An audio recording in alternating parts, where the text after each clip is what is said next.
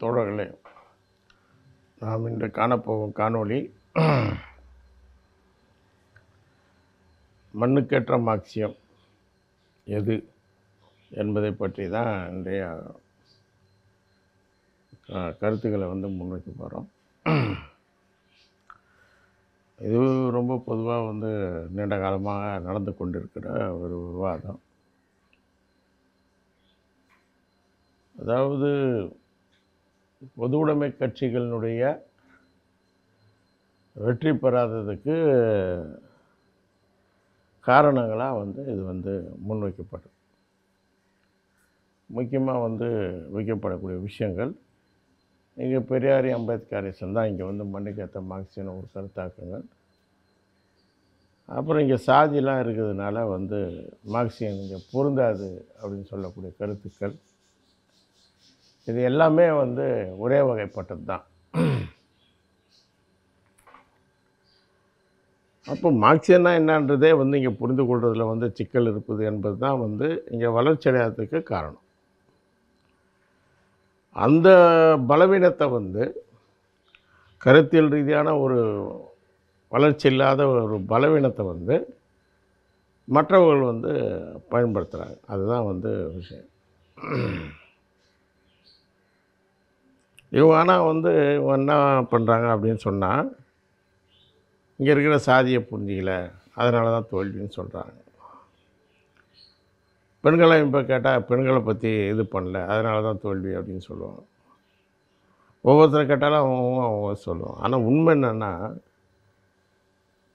தொழிலாளி வர்க்க பிரச்சனை தான் இவங்க எடுக்கிறாங்க, பொருளாதார பிரச்சனை தான் எடுக்கிறாங்க சொல்லக்கூடிய விமர்சனங்களுக்கு ஏற்ப பார்த்தோன்னு சொன்னால், தொழிலாளர்களை மட்டும் பெருசாக திரட்டி அந்த மாற்றங்கள் பெருசாக ஏற்படுத்திடல. உரிமைக்காக போராடிச்சு ஒரு காலகட்டத்தில் உரிமைகளை பெற்றுக் கொடுத்தது விவசாயிகளுக்கும் தொழிலாளர்களுக்கும். ஆனால் அது சட்ட ரீதியான உரிமைகள், அது கூட சீர்திருத்த உரிமைகள் தான். அவன் அரசியல் ரீதியாலாம் அணி திரட்டப்படல. ஒரு தொழிலாளர்களுடைய பலமான அமைப்பாகலாம் உடனே கம்யூனிஸ்ட் கட்சிகள் மாறி இல்லை. அப்படி ஒரு வேளை மாறி அவங்க தோல்வி அடைந்திருந்தால் நீங்கள் வைக்கலாம் அந்த விமர்சனங்களை. ஆனால் அப்படிலாம் கிடையாது. யாரையுமே திரட்டலைன்றது தானே இங்கே பிரச்சனை. யாரையுமே திரட்டலை, இது பண்ணுறது தான் பிரச்சனை. ஒரே ஒரு விஷயம், கிராமங்களில் மட்டும் மிகப்பெரிய மாற்றங்களை, பகுதி அளவு மாற்றங்களை ஏற்படுத்தினாங்க. அந்த விஷயங்கள் சரியாக இருந்தது. ஒரு காலகட்டம் வரைக்கும் கம்யூனிஸ்ட்டுகளும், ஒரு கட்டத்துக்கு மேலே நக்சலைட்டுகளும் அது பெரிய பண்பளவு மாற்றங்களை கொண்டு வந்தாங்க. கிராமங்களில் கல்வி, அடிப்படையான வசதிகள், எல்லா மாற்றங்களுக்கும் மிகப்பெரிய அது போராட்டங்கள், அதனால் வந்த சட்டங்கள், திட்டங்கள், சீர்திருத்தங்கள், இதன் மூலம் வந்தது. அது நடந்தது. மற்றபடி இவங்க சொல்கிறபடி மிகப்பெரிய தொழிலாளி வர்க்க கட்சி, பாட்டாளி வர்க்க கட்சி அப்படின்னு சொல்கிறாங்கல்ல. என்ன பாட்டாளி வர்க்கத்தை அரசியல் ரீதியாக அவங்க திரட்டிட்டாங்க, திரட்டி புரட்சி பண்ணுறதுக்கு முயற்சி பண்ணிட்டாங்க. முயற்சி பண்ணி அது என்ன தோல்வி அடைஞ்சிட்டாங்க. அப்போனா இதை பற்றி பேசலாம். ஆனால் உண்மை அது கிடையாது. மீண்டும் கூட இந்த நடைமுறை விஷயங்களுக்கு பின்னாடி வரும். உண்மையிலே மார்க்சியம்ன்றதை புரிஞ்சிக்க வேண்டி வருது. மார்க்சியமே என்னன்னா, அது மண்ணுக்கு ஏற்றபடி இருக்கணுன்றது தான் மார்க்சியம். மார்க்சியனாலே அதுதான்.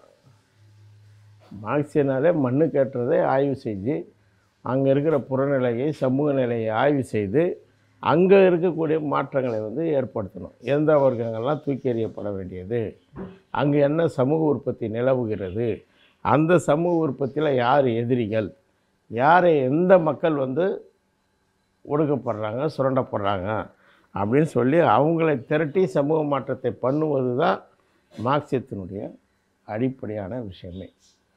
அதை தான் மாவோ ரொம்ப தெளிவாக சொல்கிறார். அதாவது ஒரு பொருளை மாவோ சொன்னதுலேருந்து நான் வரையறுத்து சொல்கிறது, பொதுவாக எல்லாத்தையும் தொகுத்து நான் சுருக்கமாக சொல்கிறேன். ஒரு பொருளை ஆய்வு செய்யணும்னு சொன்னால் அதனுடைய இயங்கியல் தன்மையை ஆய்வு செய்யணும். அப்போ இயங்கியல்னால் என்ன? முரண்பாடுகள் தான் இயங்கியல். அப்போ முரண்பாடுகள்னால் என்ன? முரண்பாடுகளுடைய குறித்த தன்மையை ஆய்வு செய்வது தான் மிக முக்கியமானது. குறித்த தன்மையை ஆய்வு செய்வதன் மூலமாக அதனுடைய அடிப்படை முரண்பாடுகளை கண்டறிந்து அதன் மூலம் இடைக்கட்டங்கள் மூலமாக முதன்மை முரண்பாடுகளை வகுத்து அரசியல் அதிகாரத்தினுடைய பகுதி பகுதியாக முன்னேறி செல்வது என்பது தான், இறுதி கட்டத்தை அடைவது என்பது தான் மார்க்சியத்தினுடைய இது. அதை மாவோ வந்து இன்னும் தெளிவாக வந்து பண்ணார். அதான் வந்து விஷயம். இதுதான் வந்து விஷயம். அதனால தான் மார்க்ஸ் அப்போ இருந்த குறித்த காலகட்டங்களை பற்றி சொன்னார். அதில் கூட வந்த மாற்றங்களை பின்னாடி ஏற்றுக்கிறாரு. முதல்ல ஐரோப்பாவில் புரட்சி வருன்றாரு.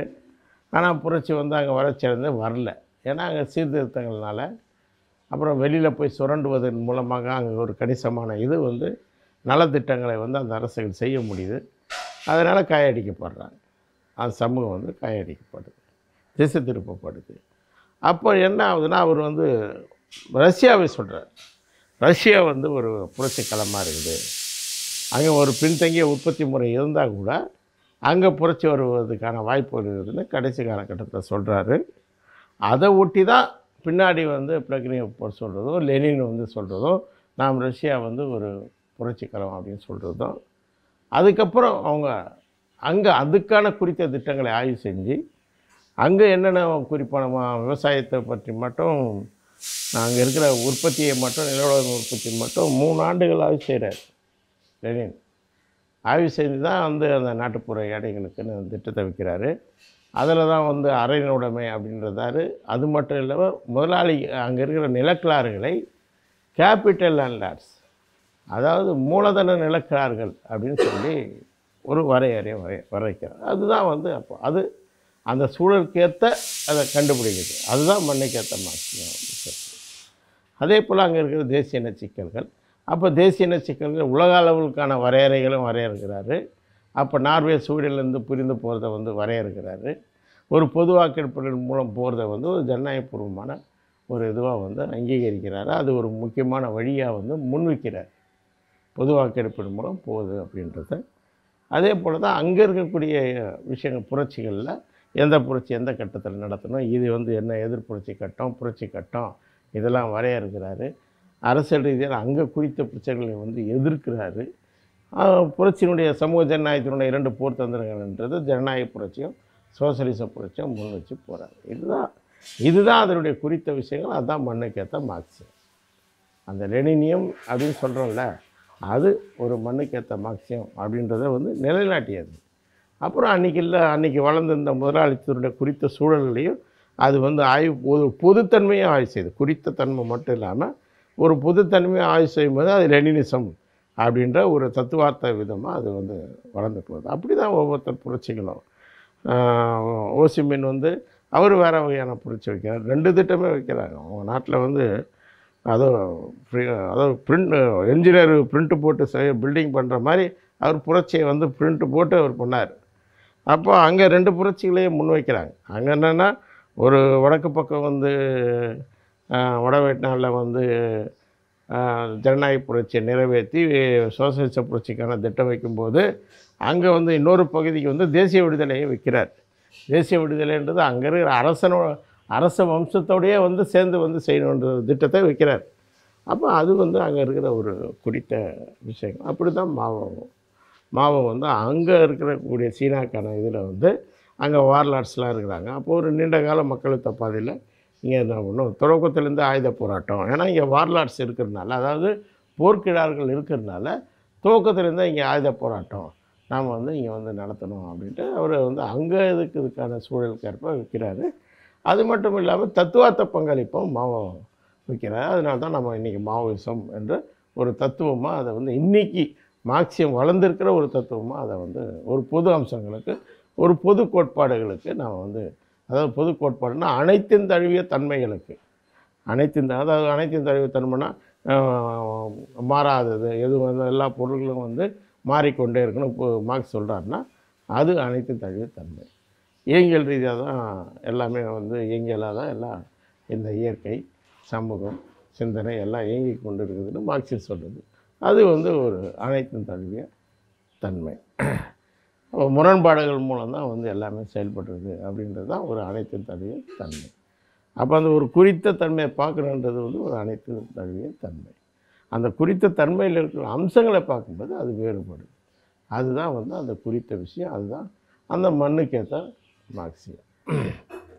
அது மட்டும் இல்லாமல் அங்கே இருக்கக்கூடிய முற்போக்கான விஷயங்கள் என்னென்ன ஜனநாயக நீரோட்டங்கள் அங்கே என்ன அம்சங்கள் இருக்குதோ அதையும் வந்து கணக்கில் எடுத்துக்கிட்டு செய்யக்கூடிய ஒரு தன்மையோ அதுதான் வந்து அதில் வந்து முக்கியம். அதனால தான் அங்கே டாக்டர் சன்யாட்சனுடைய 3 கொள்கைகளை மாவோ வந்து ஆதரிக்கிறார். ஆதரித்து நாம் அதோடு சேர்ந்து செயல்படணும், நாம் சேர்ந்து இயங்கணும் அப்படின்னு அவங்க இயங்குறாங்க. அதுதான் அங்கே வந்து அதுதான் அந்த குறித்த தன்மைன்றது, அந்த மண்ணுக்கேற்ற விஷயங்கள்ன்றது அதுதான். அது மார்க்சியம் செய்ய முடியாதுன்ற அவசியம் இல்லை, அங்கே ஏற்கனவே இருக்குது. அப்போ நினைவு கொண்டு இருக்கிறதோடு இணைந்து வந்து செயல்படுவது மார்க்சிய அடிப்படையில் அதை பார்த்து சன்யாட்சன் கொள்கைகள் மார்க்சிய கண்ணோட்டத்தில் சன்யாட்சன் கொள்கைகள் இந்தந்த கொள்கைகள் வந்து சரி அப்படின்ற அடிப்படையில் சன்யாட்சனோடு சேர்ந்து அங்கே செயல்படுறார். இதுதான் வந்து முக்கியமான விஷயம். அப்போ ஏற்கனவே இருக்கக்கூடிய விஷயங்கள்லேருந்து எடுப்பது என்பது மார்க்சிய மூலவர்களுடைய எல்லா விஷயங்களும் அப்படி தான். அப்போ மார்க்ஸே கூட அந்த 3 தத்துவம் உருவாக்கப்படுறதில் கூட ரெக்கார்டோ ஆடம் ஸ்மித்து அரசியல் பொருளாதாரத்தை உருவாக்குறாரு. பூரி அவங்கக்கிட்ட இருந்து வந்து சோசியலிச விஞ்ஞான சோசியலிசத்துக்கான அவங்க கற்பனாவாத சோசியலிசம் வைக்கிறாங்க, அதை விஞ்ஞான சோசியலிசமாக வளர்த்து எடுக்கிறாரு. எகலு ஃபயர்பாக்கு கிட்டேருந்து எடுத்துக்கொண்ட தத்துவ விஷயங்களை வச்சு தான் இயங்கல் பொருள்மூலவாதம்ன்ற மார்க்சிய பொருள்மூலவாதத்தை உருவாக்குறாரு. வர்க்கங்களை பற்றி ரெக்கார்டோ ஆடம் ஸ்மித்லாம் சொல்கிறாங்க. அப்போது அவங்களாம் அங்கேருந்து எடுக்கிறாங்கன்னா அது முழுமை அப்படின்னு அர்த்தம் கிடையாது, பொருள் கிடையாது. ஆனால் அங்கீகரிப்பது அவங்களுடைய விஷயங்களை அது ஏற்கனவே சமூகத்தில் இல்லைனா அதை ஆய்வு பண்ணி மார்க்சியம் வந்து கண்டுபிடிக்க முடியாதுன்னா மார்க்சியம் கண்டுபிடிக்க முடியும். ஆனால் மார்க்சியம் ஒரு அறிவுபூர்வமான ஒரு தத்துவமாக அது வளர்ந்ததுனால அது வரலாற்று பொருள்மூலவாதம்னு ஒரு இதை வந்து உட்கூரை கொண்டு இருக்கிறனால ஒரு கூரை அதனால் முடியும். ஆனால் அது அங்கே பிரச்சனை கிடையாது. ஏற்கனவே சமூகத்தில் இருக்கக்கூடிய அந்த பங்கை அங்கீகரிப்பது இது வந்து மார்க்சியம். இதுதான் வரலாற்று பொருள்மூலவாதம். இந்த வரலாற்று பொருள்மூலவாதத்தை புறக்கணிக்கக்கூடாது. இந்த வரலாற்று பொருள்முதல் பார்வை வந்து அவசியம். அப்போ இங்கே என்ன சிக்கல் வருது அப்படின்னு சொன்னால், இங்கே வரலாற்றை ஆய்வே செய்யலைன்றது தான் இங்கே பிரச்சனை. இங்கே நிலவுடைமைன்றது வந்து இயல்பாக பொருந்தியதுனால பிரச்சனை இல்லாமல் போச்சு. அதனால தான் கம்யூனிஸ்ட் கட்சி நிறையா வளர்ந்தது, சமூகத்தை வளர்த்து விட்டது. ஆனால் ஆய்வின் அடிப்படையில் செய்யலாது. இயல்பாக வந்து அவங்க ஒன்று பெயர்த்தெடுத்தல் சீனா இல்லைன்னா அங்கேருந்து பெயர்த்தெடுத்து செஞ்சாங்க, இல்லைன்னா இயல்பாக வந்து அங்கேருந்த விஷயங்களை பார்த்து செஞ்சாங்க. இதுதான் வந்து நடந்தது.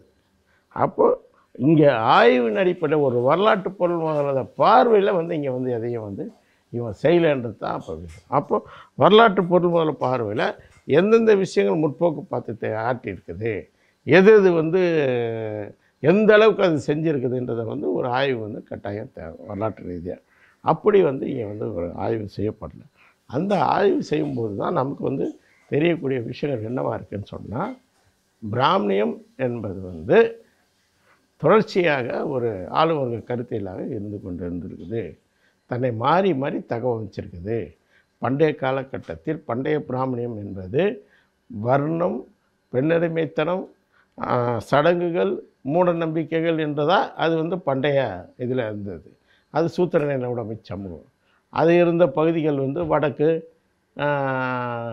மத்திய பகுதிகள், மேற்கினுடைய ஒரு குறிப்பிட்ட பகுதிகள் வந்து அது அந்த சமூகங்கள் நிலவச்சு. அது இடைக்கால மிடில் ஏஜ் அப்படின்னு சொல்லும்போது அந்த காலகட்டத்தில் ஒரு இடைக்கட்ட பிராமணியம் ஒன்று இருந்தது. அந்த பிராமணியம் என்னவா இருந்ததுன்னா, அது வந்து சாதியம், பெண்ணடிமைத்தனம், மூட நம்பிக்கைகள், அப்புறம் சடங்குகள், இந்த விஷயங்களை கொண்டதாக இடைக்கால பிராமணியம் இருந்தது. இன்னும் வந்து அந்த ஏற்கனவே வர்ணம் உருவான பகுதியில் வர்ணமும் கலந்து உருவாகியிருந்தது. மற்ற இடங்களில் அது செயற்கையாக திணிக்கிறதுக்கான முயற்சிகள் நடந்தது. மற்ற பகுதிகள், இந்தியாவினுடைய மற்ற தெற்கு, கிழக்கு மற்ற பகுதிகளில் அந்த வர்ணங்கள் வந்து வர்ண அடிப்படையிலான சில பகுப்புகளுக்கான முயற்சிகள் நடந்ததே தவிர, ஆனால் அங்கே சாதியத்தோடு அது வந்து ஒட்டவே இல்லை. அது முரண்களை கொண்டு தான் இருக்குது. உதாரணத்துக்கு நீங்கள் அவன் சூத்திரன்னு சொல்கிறான் இங்கே இருக்கிறவங்கள, எல்லாரும் சூத்திரர்களான்னா எல்லாரும் சூத்திரங்களாக எப்படி இங்கே இருக்க முடியும்? ஏன்னா இங்கே எல்லாருமே வந்து ஆள் வர்க்கங்களும் இங்கே இருந்தது, உழைக்கும் வர்க்கமும் இருந்தது. அப்போ எல்லாரும் சூத்திரன்னா யார்? அப்போ அந்த பகுப்பாய்வு நமக்கு அவசியம் கிடையாது. அந்த பகுப்பாய்வில் என்ன பிரயோஜனம் இருக்குது?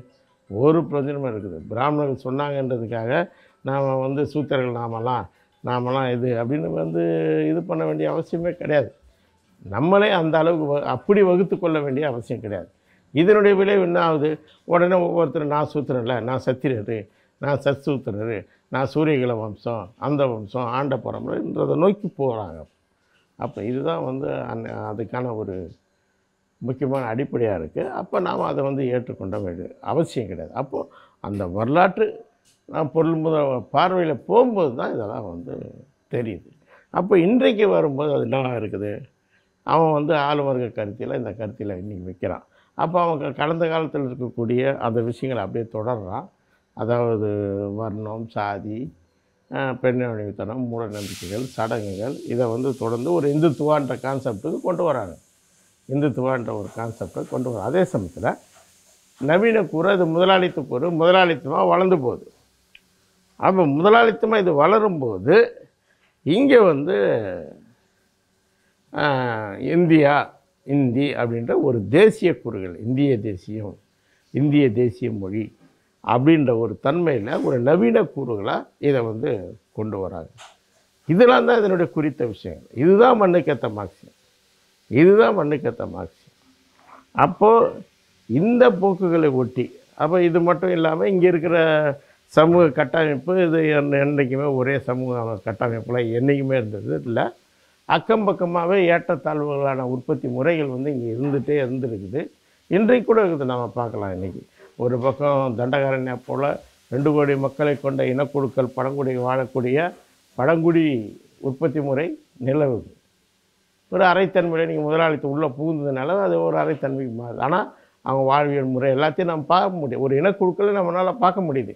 நாம் இது போல் இந்த கட்டங்களை தாண்டி தான் வந்திருக்கிறோன்றதை நம்மளால் பார்க்க முடியுது. அதே போல் இன்னொரு பக்கம் சாதிய நிலவுடைமை, அந்த சாதிய நிலவுடைமை கொடூரங்களே நம்ம பார்த்துட்ருக்குறோம். தமிழ்நாட்டிலே அதனுடைய இதை வந்து அனுபவிச்சுட்ருக்குறோம். ஒரு பிற்போக்கான ஒரு பிற்போக்குத்தனமான சமூகத்தை, ஒரு வளர்ச்சி அடையாத சமூகத்தை நாம் பார்க்குறோம். அதே போல் தான் இன்னொரு பக்கம் பார்த்தா முதலாளித்துவம். பிரிட்டிஷ் வந்து இது வந்து அரசு வந்து கொண்டு வந்த முதலாளித்துவம். அது மட்டும் இல்லாமல் இந்த முதலாளித்தத்தை செய்யக்கூடிய சோசலிச சீர்திருத்தங்கள், அதாவது சோசலிச வடிவங்களை கொண்ட சீர்திருத்தங்கள், கல்வி, வேலைவாய்ப்பு, அரசு துறைகள், அரசு பொதுத்துறை நிறுவனங்கள், இலவசங்கள், மானியங்கள், இதெல்லாம் வந்து சோசலிசத்தினுடைய வடிவம். இப்படி நாம் ஒரே காலகட்டத்தில் இந்த காலகட்டத்திலே ஒரு 4 விதமான உற்பத்தி முறைகளை நாம் வந்து பார்க்கணும். இது உலகத்தில் உருவான 4 உற்பத்தி முறைகள். இது 4லையுமே நம்மளால் இங்கே வந்து பார்க்க முடியும், அக்கம்பக்கமாக பார்க்க முடியும். இப்படி தான் அப்படி இந்தியாவில் அன்றைக்கும் அக்கம்பக்கமாக தான் இந்திய துணைக்கண்டம், அதாவது நாம் திராவிட துணைக்கண்டம்னு சொல்கிறோம்.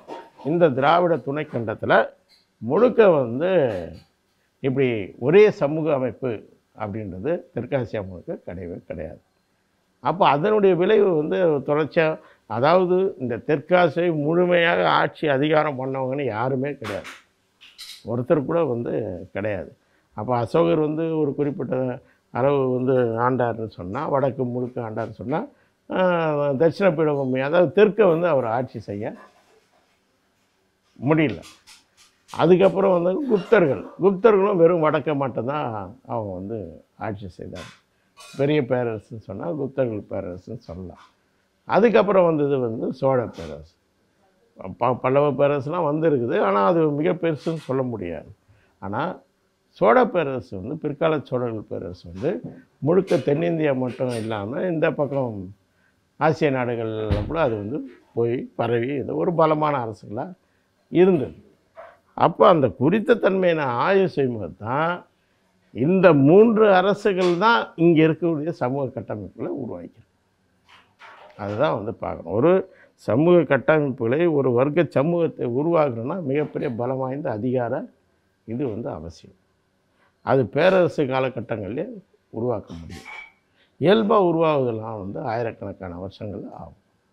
அப்போ இவர்கள் வந்து இவர்களுடைய தேவைகள் வந்து உருவாக்குறது தான் சமூக கட்டமைப்புகள்.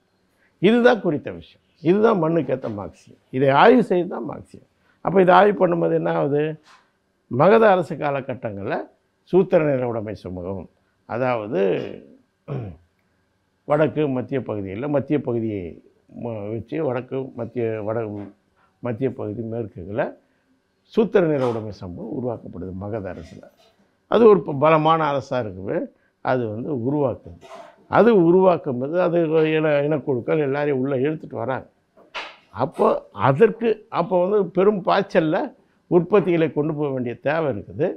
அதுக்கு வந்து பிராமணர்கள் தடையாக இருக்கிறாங்க. பிராமணர்கள் யாகங்களை வளர்த்துக்கிட்டு உற்பத்தி சக்தின்னா உற்பத்தியில் ஈடுபடுத்துகிற விவசாயத்தில் ஈடுபடுத்துகிற கால்நடைகள்லாம் அழிக்கிறாங்க. அப்போ அதுக்கு எதிரான ஒரு கருத்தியல் பாத்திரத்தை ஆற்ற வேண்டிய தேவை வருது. அப்போ தான் புத்த மதம் வந்து புத்தம் சமணம்லாம் அந்த பாத்திரத்தை ஆற்றுறாங்க. அவங்க ஒரு பக்கம் உயிர் கொள்ளாமை அப்படின்னு ஒரு முழுமையான ஒரு இதுக்கு சமணம் வந்து போகும்போது, பிராமணர்கள் இந்த தலைமையில் இருக்கும்போது ஒரு நடுவில் வந்து புத்த மதம் வந்து இதுவாகுது. அது ஒரு மக்களுடைய இதுவாக கூட வந்து அது வந்து பரப்பக்கூடிய ஒரு வேலையை வந்து செய்யுது.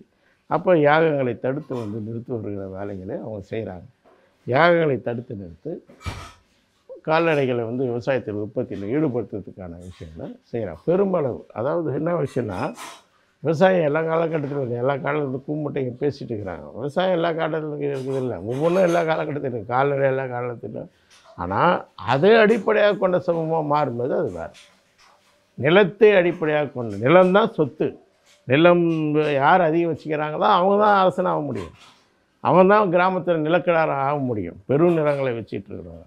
அப்போ நிலம் அடிப்படையாக மாறுதுன்றது தான் விவசாய உற்பத்தி மிக ஒரு பாய்ச்சலில் வந்து அது வருது. அப்போ அந்த இடத்துல வந்து வைசியர்களுக்கு வந்து நிலம் பகிர்ந்தளிக்கப்பட்டு வைசியர்கள் வந்து நில உடைமையாளர்களாக மாற்றப்படுறாங்க. சூத்திரர்கள் பெரும் எண்ணிக்கையில் வந்து அவங்க வந்து உழைப்பில் ஈடுபடுத்தப்படுறாங்க. அப்போ வர்ணங்கள் 4 வர்ண சமூகம் அங்கே கட்டமைக்கப்படுது. புத்தர் காலகட்டத்தில் புத்தர் கருத்தியல் பாத்திரம் வந்து வைக்கிற அதே இதுதான் வர்ண சமூகம் கட்டமைக்கப்படுது. அதே சமயத்தில் நில உடைமையும் கட்டப்படுது. அப்போது இது சூத்திர நில உடைமை அப்படின்னு சொல்கிறோம். சூத்திரர்கள் அதனுடைய உழைப்பாளிகளாக அவங்க அடிமைகளாக இருக்கிறாங்க. அப்போ ஒரு பக்கம் அடிமைத்தனமும் இருக்குது, இன்னொரு பக்கம் நில உடைமையும் இருக்குது. ரெண்டும் கலந்த ஒரு இதுதான் குறித்த தன்மை, இதுதான் மண்ணுக்கேற்ற மார்க்சியம். இதை யாரும் வந்து இது பண்ண ஆய்வு செய்யலாம். அப்போ இந்த குறித்த விஷயத்தை ஆய்வு செய்வது என்பது தான் ரொம்ப முக்கியம். இது ரெண்டுமாக அது வந்து இங்கே உருவாகுது. அது உருவாகும் போது முதல்ல அகமண முறையெல்லாம் கிடையாது, பரம்பரை வேலை பிரிவினெல்லாம் கிடையாது. யார் வேணால் எந்த வேலையெல்லாம் வேணால் செய்யக்கூடிய இதில் தான் அப்போ இருக்குது புத்தர் ஆரம்பித்து. அது மௌரிய அரசு வீழ்ச்சி வரும் வரைக்கும் இருக்குது. அதுக்கு பிறகு புஷ்யமித்திர சுங்கன் வந்த பிறகு 2100 ஆண்டுகளுக்கு முன்னாடி அது மாற்றம் பெறுது. அதில் தான் அகமண முறை, தீண்டாமை, பரம்பரையாக வேலை, அதாவது வர்ணங்கள் அடிப்படையிலான வேலை அப்படின்னு நிரந்தரமாக்கப்படுது. இதுதான் பிராமணியம் என்ற ஒரு கருத்தியல் பாத்திரம். அதாவது மனு எழுதப்பட்டு அதே காலகட்டத்தில் புஷ்யமித்திர சுங்கனுடைய காலகட்டத்தில் எழுதப்பட்டு அது வந்து ஒரு சமூகத்தினுடைய வாழ்வியல் முறையாக உற்பத்திக்கு மிக அடிப்படையான ஒன்றாக மாற்றப்படுது. இதுதான் 2 வித்தியாசத்தை புரிஞ்சுக்கணும். சூத்திர நிலவுடைமை சமூகம் ஃபஸ்ட்டு மகத அரசினால் உருவாக்கப்படும் போது, அதாவது சத்திரியர்களால் உருவாக்கப்படும் போது அதுக்கு கருத்தியல் பாத்திரம் ஆற்றுறதுன்றது தான் புத்த மதத்தினுடைய புத்தம் சமணங்களுடைய முற்போக்கு பாத்திரம். பிராமணர்கள் அங்கே பிற்போக்கு பாத்திரத்தை வகிக்கிறாங்க. பின்னாடி பிராமணர்கள் 2100 ஆண்டுகளுக்கு முன்னாடி அதே சூத்திர நிலவுடைமை சமூகத்தை பிறப்பின் அடிப்படையிலாக மாற்றி அமைக்கிறாங்க. பிறப்பின் அடிப்படையாக மாற்றி அமைச்சு அவர்கள் அதிகாரத்துக்கு வராங்க, அவர்கள் கருத்தியல் அதிகாரத்தை எடுக்கிறாங்க. அப்போது பிராமணியம் 2100 ஆண்டுகளுக்கு முன்னாடி தான் கருத்தியல் பாத்திரத்தை ஆற்றும். இதுதான் வந்து ரொம்ப முக்கியம். அப்போத்துலேருந்து வருது. அதான் பண்டைய பிராமணியம் அப்படின்னு சொல்கிறோம். இதுதான் புரிஞ்சுக்கணும். இதுக்கும் ஆரியத்துக்கெல்லாம் எந்த சம்மந்தம் கிடையாது. ஆரியன்றது கலந்து போன ஒன்று. ஆரியத்தினுடைய எச்சமாக தொடர்ந்தது என்னென்னா, இந்த புரோகிதர்கள் வந்து அவங்க வந்து அந்த சடங்குகளை தொடர்ந்தது என்பது தான். சடங்குகளையும் அந்த மந்திரங்களையும் தொடர்ந்தது என்பது தான். அதுதான் வந்து அந்த ஆரியத்தினுடைய எச்சங்கள். ஆனால் அதற்கும் இதுக்கும் சம்மந்தம் கிடையாது. ஏன்னா ஆரியம் என்பது பிறப்பின் அடிப்படையில் அங்கே தீர்மானிக்கப்படல வர்ணங்கள். போரில் பிடிக்கப்பட்டவர்கள் வீட்டு அடிமைகளாக இருந்தாங்க. அவங்க தான் சூத்திரர்கள் என்பவர்களை ஈரான்லேருந்து வந்த சூத்திரர்கள் என்று அழைக்கப்பட்டவர்களை அவர்கள் போரில் பிடித்து வீட்டு அடிமை ஆக்கி அவர்களை சூத்திரர்கள், அவர்கள் ஏற்கனவே சூத்திரர்கள் பேர் ஈரானில், அந்த பேர் வந்து என்ன ஆகுதுன்னா அதுக்கு பிறகு போரில் பிடிக்கப்பட்ட அடிமைகளுக்கெல்லாம் சூத்திரர்கள் என்ற பேர் மாறுது. அவங்க வீட்டு அடிமைகளாக இருந்து பின்னாடி சமூக அடிமைகளாக மாற்றப்படுறாங்க. அதான் விஷயம். முதல்ல அவங்கக்கிட்ட இருந்த வர்ணம் என்பது 3 வர்ணம் தான் இருந்தது. 3 வர்ணம் தான் இருந்தது. சத்திரியர், புரோகிதர், அப்புறம் வந்து வைசியர். இந்த 3 வர்ணங்கள் தான் அவங்கக்கிட்ட இருந்தது. சூத்திரர்கள்ன்றது ஒரு அடிமைகளாக பிடிக்கப்பட்டவங்க தான். அப்போ இது தான் வந்தது. அதை பிறப்பின் அடிப்படையில் மாற்றுறதுன்னு போது தான் பிராமணர்களுக்குள்ளும் உடனடியாக வந்து அவங்க வந்து இதுக்கு வந்துடல. பிராமணர்கள்ன்றது புரோகிதரில் ஒரு 16 வகையான புரோகிதர்கள். அதில் பிராமணர்கள் ஒரு வகையினர். அவங்க வந்து கொஞ்சம் கொஞ்சமாக அவங்களுடைய திறமையாக ஆதிக்கம் செலுத்தி அவங்க பரம்பரை அடிப்படையில் வேலை செய்யணும் முன்னையே அவங்க வரும்போதே அது சத்திரர்கள் ஏற்றுக்கொள்ளாததுனால அது வந்து நடைமுறைக்கு வரமாட்டேது. அப்போது அதனால தான் அவங்க வந்து சடங்குகள் எல்லாம் வந்து விட்டு இதுக்கு வர வேண்டிய தேவை வந்து ஒரு நிலவுடைமை உற்பத்தி முறைக்கு வர வேண்டிய கட்டாயம் வருது. அப்போ அந்த அரசு வந்து அது வந்து கட்டாயமாக்குது. அதை தடுத்து நிறுத்துது. அந்த யாகங்களை தடுக்குது. அப்போது அது விவசாயத்தை கால்நடைகளை ஈடுபடுத்தப்படுது. அப்போ அதனால் அவங்க இங்கே மாறுறாங்க. மாறி அதே சமயத்தில் அவங்க தொடர்ந்து அவங்க அதுக்காக காலத்துக்காக காத்திருந்து சரியாக வந்து அவங்களும் வளர்ச்சி அடைந்து ஒரு 2100 வருஷத்துக்கு முன்னாடி புஷ்யமித்திர சுங்கன் அப்படின்ற மௌரிய அரசனுடைய தளபதியாக இருந்தவன் கடைசி அரசனை கொன்று அரசனாக மாறுறான். அவன் காலகட்டத்தில் தான் மனு எழுதப்படுது. அவன் காலகட்டத்தில் தான் இந்த சூத்திர நிலவுடைமை சமூகம் பரம்பரையான வர்ணத்தின் அடிப்படையிலாக மாற்றி அமைக்கப்படுது. தீண்டாமை என்பது அங்கே வந்து கொண்டு வரப்படுது. அப்போ சூத்திரர்கள் வந்து அப்போ வந்து நிரந்தர அடிமைகளாக மாறுறாங்க. அதுக்கு முன்னாடி அப்படி இல்லை. அவங்க நெகிழ்வுத்தன்மையில் மாறுறாங்க. சூத்திரர்கள்லேருந்தே பின்னாடி அரசர்கள்லாம் வராங்க. அப்போது அதை வந்து பரம்பரை ஆக்கி அவங்களை அடிமையில் ஆக்குறதுன்றது நடக்குது. இதுதான் இதனுடைய குறித்த விஷயம். அப்போ இதுதான் மார்க்சியம் என்பது இதை ஆய்வு செய்வது, இந்த குறித்த தன்மைகளை புரிந்து கொள்வது என்பது தான் மிக முக்கியமானது. அப்போ இது அதுக்கப்புறம் என்ன ஆகுது? அது வந்து வர்ணன்றது வர்க்கங்கள் தான். 4 வர்க்கங்கள். வர்க்கங்கள் வந்து பெரிய அளவில் இருக்குது. அப்போ எண்ணிக்கையில் சூத்திரர்கள் தான் எண்ணிக்கையில் அதிகமாக இருக்காங்க. அதுக்கடுத்து வைசியர்கள் தான். அது மிகப்பெரிய கழகம். ரோம் நகருடைய பொருளாதார தடை, அப்போ வந்து வணிகம் வீழ்ச்சி அடையுது, கைத்தொழில்கள் வீழ்ச்சி அடையும் போது மிகப்பெரிய கழகங்கள் கிளர்ச்சிகள்லாம் நடக்கிறதுனால சூத்திர நிலவுடைமை சமூகம் என்பது வீழ்ச்சி வருது. சூத்திர நிலவுடைமை சமூகன்றது இல்லாமல் அப்போது ஒரு செட்டில்மெண்ட் வருது. ஏற்கனவே சத்திரியர்களுக்கும் பிராமணர்களுக்குமான மோதல்கள் இருந்த அந்த காலகட்டத்தில் அவங்களுக்குள்ளேயும் ஒரு சமரசம் வந்து அப்போ தான் ஒரு கிராமத்தில் ஒரு உத்தரவாதமான வாழ்க்கையை வந்து உருவாக்குறாங்க. ஒரு கிராம வாழ்க்கை முறை நிலவுடைமையினுடைய அது 2ஆம் கட்டம் அப்போ உருவாக்குறாங்க. அப்போ நீங்கள் ஏற்கனவே குலத்தொழில்களாக செஞ்சுட்டு இருந்த தொழில்களை நீங்கள் பரம்பரையாக செய்யலாம், இனிமேல் மற்றவங்க யாரும் செய்ய முடியாது அப்படின்ற ஒப்பந்தங்கள் மூலமாகத்தான் சாதிய நிலவுடைமை சூத்திரர் பிராமணர்களுடைய கூட்டில் கட்டமைக்கப்படுது. இதுதான் வந்து அடுத்த கட்டம். அப்போ இங்கே என்ன ஆகுதுன்னு சொன்னால் வர்ணங்கள் வர்க்கங்கள் என்ற இது போய் வர்க்கங்களே பிளவுபடுத்தக்கூடிய நுண்பிளவு வர்க்கங்கள் அப்படின்னு நம்ம சொல்கிறோம். ஒரு நுண்ணிய வர்க்கங்களாக அதை வந்து மாற்றி அமைக்கிறாங்க. ஒரே வர்க்கத்தையே அதை பிளவுபடுத்தி அந்த வர்க்கத்துக்குள்ளே பல வர்க்கங்களாக வந்து மாற்றி அமைக்கிறது தான் ஒரு சாதிய நிலவுடைமை சமூகம். அப்போ அதில் என்ன அதுதான் பார்க்கணும். அப்போ மார்க்சிய அடிப்படையில் என்ன பார்க்கணும்? இந்த வரலாற்றில் இது இருக்குது. அப்போ மார்க்சிய அடிப்படையில் அங்கே அரசியல் பொருளாதார அடிப்படையில் அது எப்படி நடந்தது அப்படின்னு பார்க்கணும். இப்போ அது வர்ண அடிப்படையில் அது நடந்தது. அடிமைகளாகவும் இருந்தாங்க, நிலத்தின் மீது வைசியர்கள் உடைமையாளர்களாக இருந்தாங்கன்னு எப்படி அரசியல் பொருளாதார அடிப்படையில் பார்க்குறோமோ அப்படி இங்கே நாம் வந்து பார்க்கும்போது என்ன நடக்குதுன்னா சாதி அடிப்படையிலான உற்பத்தி சாதனங்களுடைய உடைமை, அதாவது நிலங்கள் சாதி அடிப்படையில் இருக்குது. அதனுடைய உடைமைகள் அது யாருக்கிட்ட இருக்குதுன்னு சொன்னால் சத்திரர்கள் கையிலையும் வைசியர்கள் கையிலையும் அரசர்கள் கையிலையும் இருக்குது. அது இல்லாமல் இவர்களுக்கு கொடுக்கப்பட்ட பிராமணர்களுக்கு வந்து அவங்க வந்து யாகங்களில் அந்த இது கால்நடைகள் கொடுக்குறது அடிக்குதுன்றது போய் இப்போ நிலங்கள் கொடுக்குறதுன்றது மாறுது. அதுதான் சாத்வாகர்கள் தான் அதை கொண்டு வராங்க. சாத்வாகர்கள் என்பது தெற்கில் ஆட்சி செய்தவங்க, கர்நாடகா, மகாராஷ்டிரா, ஆந்திரா பகுதிகளில் ஆட்சி செய்தவங்க. இவங்க தான் முதல்ல வந்து அந்த பிரம்மதேய கிராமங்கள், பிராமணர்களுக்கான அந்த கிராமங்களில் வந்து யாரும் தலையிடக்கூடாது, வரி கிடையாது, இன்னும் ஒரு 10 இது இருக்கும். பின்னாடி பல்லவ மன்னனும் அதை அறிவிக்கிறான். அதை ஃபஸ்ட்டு கொண்டு வரவங்க இந்தியாவில் அவங்க தான். ஒரு பிரம்மதேய இங்கே சதுர்வதி மங்கலம்லாம் சொல்கிறோம்ல, அதுக்கான முதல் இதை வந்து கொண்டு வரவங்க அவங்க தான் வந்து சாத்வாகனர்கள் தான் வந்து அதை வந்து கொண்டு வராங்க. அவங்க கொண்டு வந்து அந்த சாதிய நிலவுடைமை சமூகத்தினுடைய ஒரு முக்கியமான இதுவாக மாறுது. அவங்க வந்து அந்த முதல் காலகட்டத்திலே கொண்டு வராங்க. ஆனால் அதை முதல் காலகட்டம்னா சூத்திர நிலவுடைமை காலகட்டத்திலே அந்த விஷயங்களை சாத்வாகனர்கள் கொண்டு வராங்க.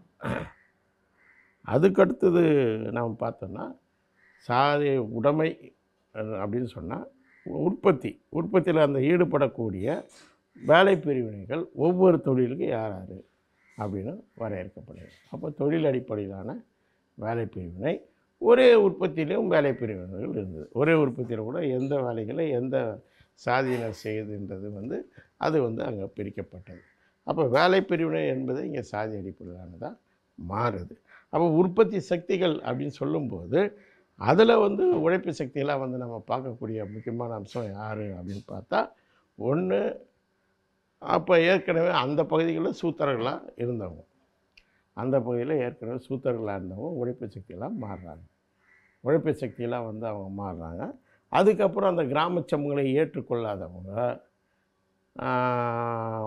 ஏற்கனவே வந்து மாட்டு இறைச்சி எல்லாம் இறைச்சிலாம் சாப்பிட்றதுக்கு அசோகர் காலத்தில் தடை இருந்தது. அப்புறம் படிப்படியாக மற்றதை சாப்பிட ஆரம்பிக்கிறாங்க. ஆனால் உற்பத்தி சக்தியில் ஈடுபடுத்துகிற மாடுகளை வந்து சாப்பிட்றத வந்து எல்லாம் வந்து அதை வந்து நிறுத்துகிறாங்க. அப்போ மாட்டு இறைச்சி சாப்பிடக்கூடியவங்களா யார் இருக்கிறாங்க அப்படின்னு பார்க்கும்போது இந்த சமூகங்களை எதிர்காலவங்க ஒன்று, இன்னொன்று அப்போ புதுசாக பிடிக்கப்பட்ட இனக்குழுக்கள். அந்த இனக்குழுக்கள் எல்லாம் இறைச்சி சாப்பிடுவாங்கன்றதுனால அதில் அவர்களுக்கு அடிபணிந்தவர்கள் சூத்திரர்களாகவோ இல்லை வேறு சாதிகளாகவோ அதில் பிசியாவோ இல்லை எதுவாகவோ எதிர்த்தவங்க வந்து இதுவாக மாற்றப்படுறாங்க. எதிர்த்தவங்க வந்து தீண்டாசகாத சாதிகளாக மாற்றப்படுறாங்க. அப்போ அவங்க வந்து அதை வந்து தொடர்றாங்க. இவங்க வந்து மாறினவங்க வந்து தங்களுடைய ஸ்டேட்டஸு அந்த இதுக்காக தங்களுடைய வாழ்க்கை முறை அதெல்லாம் மாற்றிக்கிறாங்க, அந்த இனக்குழுக்கள்லேருந்து வரவங்க. ஆனால் இவங்க அடிமைகளாக வந்து கொண்டு வரப்படுறவங்க, சாதி அடிமைகளாக கொண்டு வரப்படுறவங்க, அவங்க வந்து தொடர்ந்து தங்களுடைய வாழ்க்கை முறையை வந்து அவங்க மாற்றிக்கிறது கிடையாது, அடிமைகள் தவிர மாற்றிக்கிறது. அதனால் அவங்கக்கிட்ட இயல்பாகவே வந்து எல்லா இறைச்சியும் சாப்பிடக்கூடிய தன்மைகள்லாம் இருந்தது. இவங்க தான் வந்து தீண்டத்தகாதவர்களாக வந்து ஒதுக்கப்படுறாங்க. அப்போது அந்த அரசியல் பொருளாதார அடிப்படையில் அந்த உடைமைகள், அந்த சாதிகள் வந்து வேலை பிரிவினை நுகரும் கூட அப்படி அவன் எந்த சாதியோ அதுக்கேற்ற இது தான் அவங்களுக்கு பகிர்ந்து கொடுக்கப்படும். யார் ஒவ்வொரு சாதிக்கும் அந்த உழைப்புக்கு ஏற்ற மாதிரி அந்த கிராமங்களில் பகிர்வு வந்தது. அந்த பகிர்வு வந்து அவங்களுக்கு அதுக்கேற்ற முடியும். அப்போ சாதி அடிப்படையிலான பகிர்வு இதுதான் மார்க்சியத்தினுடைய வரலாற்று பொருள்வாத பார்வையில் பார்க்கும்போது இந்த உற்பத்தி முறைகள் நிலவுது. அதனுடைய அரசியல் பொருளாதார அடிப்படையில் பார்க்கும்போது இதுதான் அங்கே ஒரு அது அடிக்கட்டுமானத்திலே இருந்தது. இதுதான் மார்க்சியம், இதுதான் மண்ணுக்கேற்ற மார்க்சியம். இங்கே சாதி உற்பத்தி முறை அடிக்கட்டுமானத்திலே இருந்தது அப்படின்றத வந்து சொல்கிறது தான் மார்க்சியம். அப்போ இதுதான் வந்து ரொம்ப நாளாக வந்து இல்லாமல் ஒரு தன்னெழுச்சியாக வந்து சாதி எதிர்ப்பு எடுப்பாங்க. கிராமங்களுக்கு போவாங்க, எதார்த்தமாக சாதி பிரச்சனை இருக்கோ எடுப்பாங்க, சக்ஸஸாக எடுப்பாங்க. எல்லாரையும் விட கம்யூனிஸ்ட்டுகளும் நக்சலைட்டு தான் அதிகமான போராட்டங்கள், சாதி எதிர்ப்பு போராட்டங்களை கிராமங்கள் எடுத்து கிராமப்புறங்களை பகுதியளவு மாற்றி அமைச்சவங்க. அது வேறு விஷயம். ஆனால் கருத்தியல் ரீதியான கொள்கை ரீதியான ஆய்வுலேருந்து முடிவுக்குன்றது வந்து ரொம்ப தாமதமாக தான் வராங்க. 70களுடைய இறுதியில் தான் வராங்க. அது எம்எல்ஏ தான் வராங்க. ஃபஸ்ட்டு வந்து விஎம் அதாவது லிபரேஷன் குரூப் தான் வந்து தலித் அமைப்புகளை கட்டுறாங்க. தலித்த முன்னணியினர் வந்து அமைப்புகளை 70கள் இறுதியில் கட்டுறாங்க. மக்களத்து கட்சியில் 80லேயே வந்து அந்த விவாதம் வந்தது. கிட்டத்தட்ட ஆந்திராவிலேருந்து அந்த கருத்துக்கள்லாம் அடிக்கட்டுமானன்ற கருத்துக்கள்லாம் வர ஆரம்பிச்சிருது. எங்களுக்கு ஏற்கனவே அது போன்ற கருத்துக்கள்லாம் இருக்குது, ஏற்கனவே இருக்குது. இருந்தாலும் அது வந்து அமைப்பு வந்து தொடர்ந்து பிளவுக்குள்ளாகிட்டே இருக்குது. அது ஒன்றாக்கப்படலை. அதுக்கப்புறம் மீண்டும் 90களில் தான் வந்து ஒரே கட்சியாக வந்து மக்களத்த கட்சி அது கூட ஃபார்மாக நடைமுறையில் அப்படி ஒன்றுபட்ட கட்சியாக மாறல. அது தனித்தனி மாநிலங்களில் தான் நாங்கள் செயல்பட்டிருந்தோம் மக்களத்த கட்சியை பொறுத்தவரைக்கும். அப்போது 90களில் ஒரு ஃபார்மாக வருது. இருந்தாலும் அதுக்கப்புறம் அப்போ தான் பண்ணுறோம் எல்லாத்தையுமே நம்ம வந்து ஆய்வு பண்ணோம். எல்லாம் வந்து மீண்டும் வந்து புதிய ஆவணங்களை உருவாக்குறது 92 ஒரு ஸ்டடி கேம்பெயினு முழுக்க அதில் கவனம் செலுத்தி நிறைய விவாதங்கள் அதில் வந்து அப்போ வந்து ஏற்கனவே இந்த கருத்து 80களிலே வந்த கருத்துக்களை அதிகாரப்பூர்வமாக அடிக்கட்டுமானத்தில் இருக்குதுன்னு சொல்லி ஆவணம் வந்து 94ல் வெளியிடுறோம். அந்த அடிப்படையில் தான் இந்தியாவிலே முதல் முறையாக சாதி ஒழிப்பு சமத்துவ முன்னணி அப்படின்றது கட்டப்பட்டது. என்னுடைய முன்வைப்பில் தான் கட்டப்பட்டது. அப்பயே வந்து தலித் அமைப்புகள் கட்டுறது, இதை பற்றின விவாதங்கள் எடுக்கும்போது அப்போ வேறு சில அமைப்புகளுடைய இணைப்பு அதெல்லாம் இருந்ததுனால அது தள்ளி வைக்கப்பட்டது. இருந்தாலும் 96ல் வந்து நான் கிட்டத்தட்ட திட்டவட்டமான இன்றைக்கி சாதியத்தை பற்றி இருக்கக்கூடிய நிலைப்பாடுகளுக்கு 96லே நான் வந்து கிட்டத்தட்ட வந்துடுறேன். இதை அப்போ ஒரு தடவை ஆய்வு பண்ணுறதுக்கான முயற்சிகள் நடக்குது. ஏற்கனவே கட்சி கண்ணோட்டத்தில் ஆய்வுகள் நடந்தது. அதனுடைய முழு வெளிப்பாடுகள் தான் வந்து 94ல் வந்து அது போன்ற விவாதங்கள், அது போன்ற அமைப்புகளை கட்டுவதற்கான முயற்சிகள், சாதி ஒழிப்பு முன்னணி கட்டி 94ல் கட்டி 96 வெளிப்படையான மாநாடு வந்து 96ல் தான் நடக்குது. முதல்ல 94ல் முடிவெடுக்கிறோம், கொள்கை அறிக்கைகள் எழுதுகிறோம். 95ல் கன்வென்ஷன் நடக்குது. கன்வென்ஷனாக அமைப்பு மாநாடு. அதுக்கப்புறம் வந்து 96ல் வந்து இது வந்து நடக்குது. அரசியல் மாநாடாக பெரியார் தலைவர் வச்சு அறிவிக்கும். எதுக்கு சொல்ல வரேன்னு சொன்னால், இதுதான் அந்த கொள்கை ரீதியாக முடிவெடுக்குது இல்லை, அடிக்கட்டுமானன்றதை அவங்க தான் முடிவெடுக்கு. வேறு யாரும் கம்யூனிஸ்டுகள் எல்லாம் வந்து யாரும் எடுத்தது எனக்கு தெரியல. அடிக்கட்டுமானலாம் வந்து இப்போ தான் நிறைய பேர் கொஞ்சம் பேசுகிறாங்க. கிட்டத்தட்ட நாங்கள் 94 35 வருஷம் கழிச்சு பேசுகிறாங்க. வேறு யாரும் கூட எடுக்கலை. வேறு அம்பேத்கரிஸ்டுகளோ பெரியாரிஸ்டுகளோ கூட அப்படி வந்து எடுக்கலை. அது அரசியல் பொருளாதார அடிப்படையிலானது என்ற கருத்தாக்கத்துக்கு அவங்க வரல. அப்போ அதுக்கப்புறம் வந்து என்ன ஆகுதுன்னு சொன்னால், சிபிஎம் பின்னாடி தீண்டாமை ஒழிப்பு முன்னணி கட்டுறாங்க. அதுக்கப்புறம் ஒரு 4 ஆண்டுகளுக்கு முன்னாடி தான் அவங்க அடிக்கட்டுமானன்ற விஷயங்களுக்கு வந்து வராங்க. இப்போ இதுதான் வந்து குறித்த விஷயங்களை பற்றி. அதே போல் தேசிய இனங்கள். தேசிய இனங்கள்னால் என்ன? இங்கே இருக்கிறது தேசிய இனம். அப்போ இங்கே வரலாற்று ரீதியாகவே ஒரு சமூக கட்டமைப்பு கிடையாது. இது செயற்கையாக பிரிட்டிஷால் இது பண்ணப்பட்டது. இங்கே ஒரே உற்பத்தி முறை கிடையாது. இந்த உற்பத்தி முறையினால் ஒரே திட்டத்தின் அடிப்படையில் திரட்ட முடியாது மக்களை. அப்போ மொழிவாரிய தேசங்கள், பழங்குடி தேசங்கள் அடிப்படையில் திட்டங்களை வச்சு திரட்டணும். இதுதான் குறித்த விஷயம். இதுதான் மண்ணுக்கேற்ற மார்க்சியம். இதுதான் குறித்த விஷயம். இதுதான் மண்ணுக்கேற்ற மார்க்சியம். அப்போ இங்கே வந்து ஒரு திட்டங்களை வச்சு நம்ம வந்து ஒரு தேசிய மொழிவழி தேசங்களை கட்டமைக்கிறதும் பழங்குடி தேசங்களை கட்டமைக்கிறதும் அப்படின்றது வைக்கிறோம். அப்போ அதுக்கு தான் வந்து நம்ம வந்து ஏற்கனவே லெனினிய பணி முன்வைப்புகளான குடியரசு, அதாவது முதலாளித்த அமைப்புகளுக்கு குடியரசு கூட்டரசு தான். உடனே லெனின் சொன்னார் ஒன்றியங்கன்றின்னு பிடிச்சிட்டு அந்த கூட்டரசு பற்றி நடந்த விவாதத்தை வந்து கூமுட்டத்தனமாக எடுத்துகிட்டு வந்து நிற்கிறாங்க. அப்படி கிடையாது. அது சோசியலிசத்தில் கட்டுறதுக்கான விஷயங்கள். அது சோசியலிச அரசில் ஒன்றியம். சோசியலிசன்றது ஒரு வளர்ந்த இது. அந்த கட்டத்தில் ஒன்றியம் கட்டலாம். இங்கே என்ன பண்ணாங்க, சும்மா அந்த ஒன்றியன்றதை மட்டும் காப்பி எடுத்துக்கிட்டாங்க. ஏன்னா அப்போ அந்த கோரிக்கைகள் என்ன கோரிக்கைகள் இருந்ததுன்னா, சோவியத் மாதிரி நம்ம கட்டணும் அப்படின்னு கம்யூனிஸ்ட் கட்சி கோரிக்கை வச்சது. 20களிலேருந்தே அது வந்து வைக்க ஆரம்பிக்குது. 20களுக்கு அப்புறமே 42ல் போர்டுக்கிட்ட கொடுக்குது. அதாவது தேசிய சுயநிர்ணய அடிப்படையிலான சோவியத் போல் ஒரு ஒன்றியம் கட்டப்படணும், தேசிய சுயநிர்ணயம் இருக்கணும் அப்படின்னு முன்வைக்கிறாங்க. அதனால் அந்த ஒன்றியத்தை மட்டும் அவங்க பிடிச்சிட்டாங்களே தவிர வேறு ஒன்றும் கிடையாது. அந்த ஒன்றியன்ற சொல் இருக்குது. ஒன்றியத்துக்கும் நமக்கும் ஒன்றும் சம்மந்தமும் கிடையாது. அப்போ எந்த வித இதுவும் கிடையாது. அப்போது இங்கே இதுதான் குறித்த தன்மை. அப்போ தேசிய இனங்களை பற்றின இந்த விஷயங்கள் வந்து குறித்த தன்மையாக மாறும். அப்போ இங்கே சாதி வந்து ஒரு அடிக்கட்டுமானமாக இருக்குது. தேசிய இனம் வந்து ஒரு சிறைக்கூடமாக வந்து மொழிவழி தேசங்களும் இருக்குது அப்படின்றது தான் இதனுடைய குறித்த தன்மை. அப்போ ஒரே உற்பத்தி முறை, ஒரு நவீன முதலாளித்துவ உற்பத்தி முறை இருக்குது, தொல்குடி உற்பத்தி முறை இருக்குதுன்னும்போது அப்போது அதற்கேற்ற ஒரு இதை வந்து இங்கே திட்டங்களை வைக்கணும் அப்படின்னு சொல்லும்போது அங்கங்கே இன்னும் ஆழமான ஆய்வுகளை செஞ்சு திட்டங்களை வைக்கணும் அப்படின்றது தான் ஒரு குறித்த தன்மை. அதுதான் வந்து அறிவியல் பூர்வமானது. அப்போது அங்கே வந்து நம்ம தமிழ்நாடும் பீகாரும் ஒன்றும் கிடையாது. தமிழ்நாடும் தண்டகாரண்யம் ஒன்றும் கிடையாது. தமிழ்நாடும் நார்த் ஈஸ்ட்டும் ஒன்றும் கிடையாது. தமிழ்நாடும் காஷ்மீரும் ஒன்றும் கிடையாது. தமிழ்நாடும் பஞ்சாபும் ஒன்றும் கிடையாது. அப்போ எல்லாமே உற்பத்தி முறையில் வேறு. அப்போ இதனுடைய அளவுகள் இருக்குது. இடைக்கட்ட பண்பு தன்மைகள்னு மாற்றங்கள் இருக்குது. பஞ்சாபில் ஒரு இடைக்கட்ட பண்பு மாற்றங்களே அப்பயே இருக்குது. ஒரு முதலாளித்த வளர்ச்சி அடைந்த விவசாய தன்மைகள் வந்து அங்கே இருக்குது. இங்கெல்லாம் இன்னும் வந்து முதலாளித்துவ உற்பத்தி முறை, விவசாய உற்பத்தி முறை தமிழ்நாடுலாம் இன்னும் வந்து இல்லை. ஏன்னா பெருவித உற்பத்திக்கு மாறலை. இன்னும் சிறு குறு நடுத்தர இவங்கக்கிட்ட தான் வந்து நிலங்கள் இருக்குது. நிலங்கள் வந்து பெருவித உற்பத்தி உள்ளாக்கப்படும். அது ஒன்று கூட்டு பண்ணையினால விவசாயிகள் வந்து முதலாளிகளாக்க நாங்கள் தான் முழக்க வைக்கிறோம். விவசாயிகளை முதலாளிகளாக்குவோம், அதன் மூலம் கூட்டு பண்ணைகளை வைப்போம். அப்போது நிலங்கள் வந்து ஒரு பெருவித உற்பத்திக்கு வரணும். அது நாங்கள் முழு பெருவித உற்பத்தியை நாங்கள் வந்து ஆதரிக்கிறது இல்லை. ஏன்னா மாவோயிசத்தினுடைய பரவலாக்கல் அப்படின்றதில் வந்து நாங்கள் வந்து மையப்படுத்தலை வந்து நாங்கள் கடுமையாக வந்து எதிர்க்கிறோம். அப்போது ரொம்ப கடுமையான ஆயிரக்கணக்கான விஷயங்கள் நாங்கள் ஏற்றுக்கிறது இல்லை. ஒரு 500, 1000 அந்த அடிப்படையிலான ஒரு பண்ணைகளை வந்து அமைக்கணும். பின்னாடி அதனுடைய வளர்ச்சி போக்கில் மற்ற விஷயங்கள் தீர்மானிக்கணுன்றது. அப்படி இல்லைன்னா அது கார்ப்பரேட் நிறுவனங்களுக்கு போகும். அதுதான் வந்து மன்மோகன் முயற்சி பண்ணது. மோடி கொண்டு வந்து அதுக்கு எதிராக விவசாயிகள் போராடுனது. இதெல்லாம் வந்து ஒரு நிலக்குவிப்புக்கான இதுதான் குறித்த தன்மை. இது தமிழ்நாடு போன்ற மாநிலங்களுக்கான குறித்த தன்மை. பஞ்சாபுடைய தன்மை வந்து வேறு. அப்போ பீகாரினுடைய தன்மை வந்து வேறு, யூபியினுடைய தன்மை வேறு, உத்தராஞ்சலினுடைய தன்மை வந்து வேறு.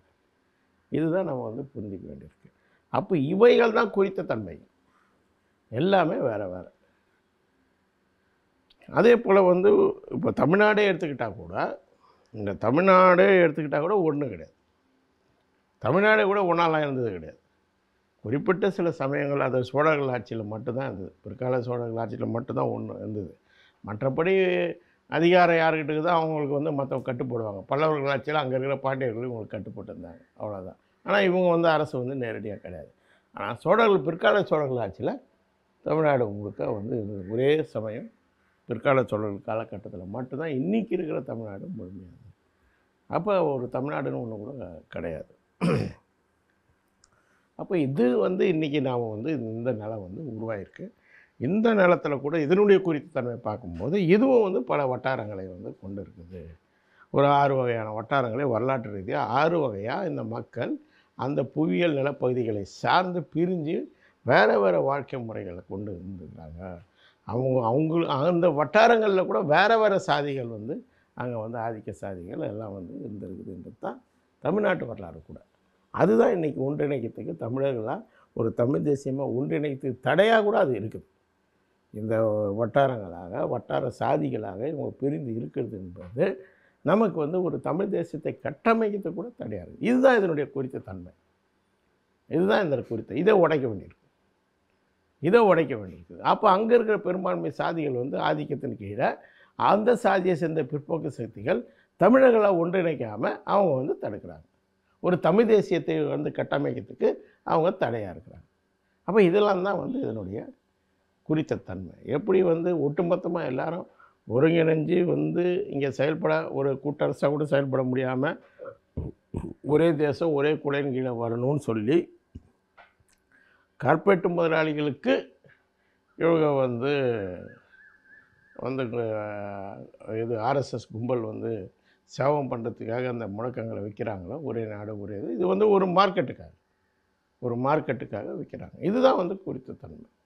இந்த ஒரு மார்க்கெட்டுக்காக அந்த ஒரு மார்க்கெட்டுக்காக இதை வந்து ஒரே நாடு ஒரே இது ஏன்னா அவனுக்கு வந்து நிறையா சிக்கல்கள் இருக்குது, மொழியில் வந்து நிறையா சிக்கல்கள் இருக்குது. அப்போ அதனால் இதனுடைய திட்டமிட்ட விஷயங்களை சில செய்கிறான். என்ன செய்கிறான்? இந்திய திட்டமிட்டு கொண்டு வந்துட்டாங்க. இந்த 47க்கு பிறகு படிப்படியாக நகரங்களில் கல்வியிலும் நிர்வாகத்திலும் கொண்டு வந்து நகரங்கள் எல்லாத்திலையும் இன்றைக்கி 35% இந்தியாவில் இந்தி பேசக்கூடிய மக்களாக மாறுறாங்க. தலைமுறைகள் மாறுது. அந்த தலைமுறைகள் இந்திய தன்னுடைய தாய்மொழியாக கருதுகிறாங்க. பேட்டி காட்டுறாங்க. ஒரு பெண்ணு வந்து பீகாரை சேர்ந்தவங்க சொல்கிறாங்க, அவங்களுக்கு என்ன இதுன்னு தெரியும்னு கேட்குறாங்க. போஜ்பூரி தெரியும், ஹிந்தி தெரியும்னாங்க. உங்கள் தாய்மொழி என்னன்னா அது ஹிந்தின்னு சொல்லுது. அதுக்கு தான் தாய்மொழி போஜ்பூரின்னு கூட தெரியல. அது ஒரு நகரத்து பெண்ணு கல்லூரியோ என்னவோ படிக்குது. இதுதான் நிலைமை. அப்போ திட்டமிட்டு ஒரு இந்தி பெருந்தேசியவாதத்தை இவன் கட்டணி. இதுதான் வந்து இதனுடைய குறித்த தன்மைகள் தான் இதுதான். அப்போ உலகத்தில் 3வது அதிகம் பேசக்கூடிய மொழியாக கூட ஹிந்தி வந்துடுச்சு. அவ்வளோ அந்த அளவுக்கு அபாயகரமான ஒரு திட்டமிட்ட ஒரு செயற்கையாக இதெல்லாம் வந்து இது வந்து குறித்த தன்மை. இந்த திராவிட துணை கண்டத்தினுடைய தெற்காசியாவுடைய ஒரு குறித்த தன்மை இப்படி இந்த ஆளுநர்களுடைய தன்மையை வந்து நம்ம வந்து புரிந்து கொள்ள வேண்டிய அவசியம் இருக்குது. அப்போது இதுதான் வந்து மண்ணுக்கேற்ற மார்க்சியம் நாம் சொல்கிறோம். அப்போ அது மட்டும் இல்லாமல் அப்போ இதெல்லாம் புரிஞ்சுக்கிட்டு இங்கே வந்து எந்தெந்த சக்திகள் போராடுறாங்களோ அந்த ஜனநாயக சக்திகளை நம்ம இணைச்சிக்க வேண்டியிருக்கு. அப்போ அந்த குறித்த சில விஷயங்களில் ஒரு குறிப்பிட்ட சில விஷயங்களில் மட்டுமே இப்போ வந்து பெரியாரை எடுத்துக்கிட்டால் பெரியார் வந்து இந்தியா இந்துத்துவம் மூணுத்தையுமே எதிர்க்கக்கூடியவர். அது மட்டும் இல்லாமல் அவர் வந்து இந்தியாவை எதிர்க்கிறதுனால அவர் வந்து ஒரு தமிழ்நாடு தமிழருக்கு என்ன ஒரு கட்டத்துக்கு வரைக்கும் திராவிடன்றாரு, அது கட்டத்துக்கு மேலே அது தமிழ்நாடு தமிழருக்குன்ட்டு 56க்கு பிறகு அவங்க வந்து மாறுறாங்க. அதான் அவங்களுடைய முழக்கமாக மாறுது. அதன் மூலம் ஒரு தமிழ் தேசிய சிந்தனையை கட்டமைப்பை சமூகத்தில் வளர்த்தெடுக்கிறாங்க. அவங்களுக்கு ஒரு பங்கு இருக்குது. பெரியாருக்கு, திராவிட கழகத்துக்கு தமிழ்நாடு தமிழருக்கு என்ற முழக்கத்தையும் தமிழன் என்று சொல்லடா தலைநிமிர்ந்து நில்லடா என்ற பிரச்சாரமும் 50களிலிருந்து 80கள் வரைக்கும் அவங்களுக்கு ஒரு பங்கு இருக்குது. 80லேருந்து அதுக்கப்புறம் பார்த்திங்கன்னா ஈழ விடுதலை பாதிப்புகளில் அது ஒரு புதிய தலைமுறைகள் வந்து ஒரு தமிழ் தேசிய உணர்வுகளுக்கு வராங்க. இதுதான் வந்து இதனுடைய குறித்த தன்மையாக நாம் வந்து புரிஞ்சிக்க வேண்டியிருக்குது. அப்போ அது வந்து பெரியாருக்கு பங்கு இருக்குது. அப்போ திகானுடைய பங்கு என்ன, 80க்கு பிறகு வீரமணி தலைமை வந்த பிறகு இதெல்லாம் வந்து நம்ம குறித்து பார்க்கணும். அதே போல் வந்து திமுகனுடைய பிரச்சனை என்ன அப்படின்னு நம்ம பார்க்கணும். அதனுடைய குறித்த தன்மை என்ன, அதனுடைய பங்களிப்பு என்ன, ஆக்கப்பூர்வமான பங்களிப்பு என்னன்னு பார்க்கணும். அதே போல் வரலாற்றில் நம்ம வந்து எப்படி புத்தரை பார்த்தோமோ அதுக்கப்புறம் ஒவ்வொரு காலகட்டத்தை இங்கே பார்த்தா சித்தர்கள் இருந்துருக்கிறாங்க. அங்கே அது போல் நிறைய இயக்கங்கள் வந்து உருவாகி இருக்குது. அப்போ அதில் பூலே வந்து முக்கியமான ஒரு பங்காற்றுறாரு. அதுக்கப்புறம் வந்து அம்பேத்கர். அப்போ நம்ம என்ன பண்ணணும்னு சொன்னால், அதாவது ஒரு சாரர் வந்து அம்பேத்கர், பெரியார் இதுதான் வந்து மார்க்சியம், மண்ணுக்கேற்ற மார்க்சியம் சொல்கிறது வந்து முட்டாள்தனமானது. அது வேறு. ஏன்னா அம்பேத்கரே ஏற்றுக்கல, அம்பேத்கரே தன்னை கம்யூனிஸ்டாக ஏற்றுக்கல, அது வேறு. பெரியார்னா கூட பொதுத்தன்மையில் அவர் ஏற்றுக்கிறார். அதை வந்து கம்யூனிஸ்ட் தான் தீர்வு, கம்யூனிஸ்டுகள்கிட்ட கம்யூனிஸ்டை காப்பாற்றணும் அப்படின்னு தான் இங்கே இருக்கிற கம்யூனிஸ்டுகளை எதிர்த்தார் அவர். அந்த அளவுக்கு பொதுத்தன்மையில் ஏற்றுக்கிறார். ஆனால் அவர் வந்து கம்யூனிஸ்ட் கிடையாது. அவரும் அப்படி சொல்லிக்கிறது இல்லை, பொதுத்தன்மையில் அந்த கொள்கைகளை ஏற்றுக்கிறார். அப்போ இங்கே என்ன பிரச்சனைன்னு சொன்னால், அதாவது மண்ணுக்கேற்ற மார்க்சியம் அப்படின்னு இதை சொல்ல முடியாது. ஏன்னா அது மார்க்சியம் கிடையாது, அது பெரியாரையும் அம்பேத்கரையும், அவ்வளோதான். அது இந்த ஜனநாயக காலகட்டத்தில், இந்த ஜனநாயக மாற்றம், ஜனநாயக புரட்சி நடந்து ஜனநாயக மாற்றம் நடக்க வேண்டிய இந்த காலகட்டத்தில் ஒரு முதலாளித்த அமைப்பு, ஜனநாயக அமைப்பு கட்டமைக்கப்பட வேண்டியது. இந்த காலகட்டத்தில் அதுக்கு ஒரு முற்போக்கு பாத்திரங்கள் இருக்குது. முற்போக்கு பாத்திரம்னா அவங்களுடைய சில கோரிக்கைகள் ஜனநாயக கோரிக்கைகளாகவும் அதை ஒட்டிய போராட்டங்களாகவும் அந்த வகையான நீரோட்டங்களாகவும் அது வந்து மக்களிடையே இருக்குது. மக்கள் அதை வந்து கணிசமான மக்கள் ஏற்றுக்கிறாங்க, அதை முன்னுக்கு கொண்டு போகிறாங்க. அப்போ அந்த விஷயத்தில் நாம் அவங்கள வந்து அங்கீகரிக்கணும். அதான் அந்த விஷயம். அப்போ இந்த ஜனநாயக காலகட்டத்தில் நாம் இந்த ஜனநாயக சக்திகளோடு திட்டவட்டமாக ஒரு கொள்கையை, ஜனநாயக சில கொள்கைகளை முன் வச்சு அவங்க போகிறதுனால நாம் அவர்களோடு இணைந்து செயல்பட வேண்டிய அவசியம் இருக்குது. ஆனால் அவன் மார்க்சிஸ்ட் கிடையாது, அவன் மார்க்சியம் கிடையாது, அது மண்ணுக்கேற்ற மார்க்சியம்லாம் கிடையாது. விஷயம் பெரியாரிசமாகவே அம்பேத்கரிசமாகவே நம்ம ஏற்றுக்க வேண்டிய அவசியம். அப்போ அவங்களுடைய பெரியார் நான் சொன்னல, அதே போல் அம்பேத்கருடைய பிராமணிய எதிர்ப்பு, பெண்கள் அடிமைத்தனம் அது போன்ற விஷயங்களையும் அவருடைய ஜனநாயக சட்டத்தை நிறைவேற்றின சில ஜனநாயக கோரிக்கைகளுக்கான அவர் நின்ன விஷயங்களுக்காகவும் நாம் அவர்களோடு சேர்ந்து செயல்பட வேண்டிய அவசியம் இருக்குது. அதை அங்கீகரிக்கணும். ஃபஸ்ட்டு அங்கீகரித்து அவங்களோட இணைந்து நம்ம செயல்பட வேண்டிய அவசியம் இருக்குது. அப்போ இதுதான் புரிஞ்சிக்க வேண்டியிருக்கு. ஒன்று மண்ணுக்கேற்ற மார்க்சியம் இதை புரிஞ்சிக்கிறது முட்டாள்தனம், அது தப்பு. அதுக்கு வந்து விவாதிக்கிறன்ற பேரில் முழுக்க பெரியார் அம்பேத்கரனுடைய எதிர்மறையான விஷயங்களை முழுக்க விவாதிப்பது, இதனால் என்ன பயன் இருக்குது? எந்த பயனும் கிடையாது, இதனால் எந்த பயனும் கிடையாது. அதை விட இந்த அரசை எதிர்த்த ஜனநாயக கோரிக்கைகளில் அவர்களோடு இணைந்து செயல்படுவது என்பது முக்கியமான அம்சம். இங்கே எதிர்மறை விஷயங்களை அவங்கக்கிட்ட பேசியிருக்க வேண்டிய அவசியம் கிடையாது. எதிர்மறை விஷயங்கள் மார்க்சிஸ்ட்டுங்க நமக்குள்ளே பேசணும். இந்த ஜனநாயக விஷயங்களை ஏன் வந்து அங்கீகரிக்க மறுக்கிறீங்கன்னு பேசணும். ஆனால் இதே மார்க்சியத்தில் இன்னொரு கூடி போய் அவங்க மண்ணுக்கேற்ற மார்க்சியன்னு அதை பேசும்போது இது ரெண்டும் எதிராங்க. ஆனால் இருசாரருமே தவறானவங்க. இவன் முற்றிலும் வரட்டுவாதத்தை குறுங்குடுவாதமாக இருந்து நிராகரிக்கிறாங்க. அவங்க முழுக்க வந்து வால் பிடிச்சி அதில் போய் ஐக்கியமாகி ஜோதியில் கலந்துடுறாங்க. அப்போ நம்முடைய விஷயம் என்னன்னா, இந்த ஜனநாயக மாற்றங்களில் ஒரு முதலாளித்த சமூகமாக இது மாறுதில் ஒரு மக்கள் ஜனநாயகத்தை கட்டி அமைப்பதில் இவர்களுக்கு ஒரு முன்னோக்கிய முற்போக்கு பாத்திரம் இருக்குது.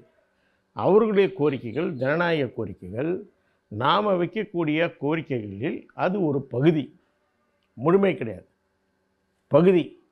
அந்த பகுதியை நாம் ஆதரிக்க வேண்டியது அவசியம். அவர்களோடு அந்த கோரிக்கைகளில் இணைந்து கட்டாயம் செயல்பட வேண்டியது அவசியம்.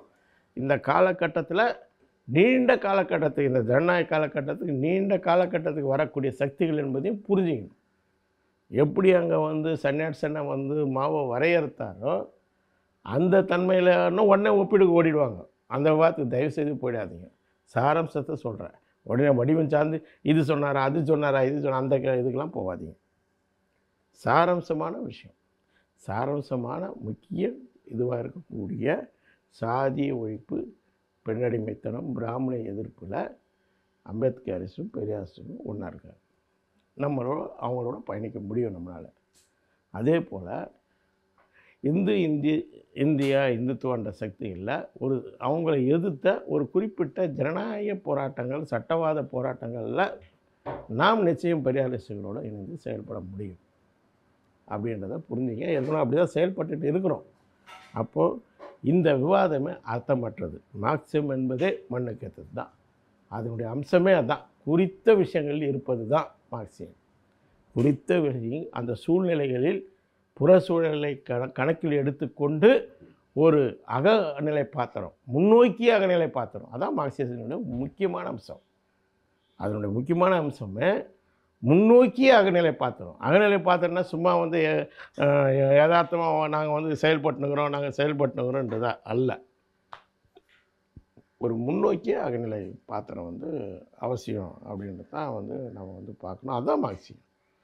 அந்த அடிப்படையில் நாம் வந்து இணைந்து செயல்பட வேண்டிய அங்கங்கே இருக்கிற ஜனநாயக நீரோட்டங்களோடு, அந்த ஜனநாயக சக்திகளோடு அவர்களுடைய பங்களிப்பை அங்கீகரித்து நாம் போகணும். ஆனால் நாம் அதை தாண்டி தீவிரமான கோரிக்கைகளை நாம் முன் வச்சு போகும்போது அதன் மீது அவங்க விவாதிக்கிறாங்கன்னா விவாதிக்கலாம். அது ஆரோக்கியமாக விவாதிங்க, அது ஒன்றும் பிரச்சனை கிடையாது. ஆரோக்கியமாக விவாதிக்கலாம். ஆரோக்கியமாக விவாதிக்க வேண்டிய விஷயம். ஐக்கியம் போராட்டம் ஐக்கியன்றது இந்த காலகட்டத்தில் இவர்களோடு நாம் அணுக வேண்டிய அவசியம் இருக்குது. இதை மற்ற விஷயங்களோடு ஒப்பிடக்கூடாது. மற்றவங்களோட நம்ம வந்து ஆளுவர்க்கத்தினுடைய மறைமுக சக்திகளில் வந்து நம்ம பயன்படுத்துகிற பேரில் பண்ணுறதுல வந்து ஐக்கியம் போராட்டம் மட்டும்தான் இருக்கும், ஐக்கியம்லாம் இருக்காது.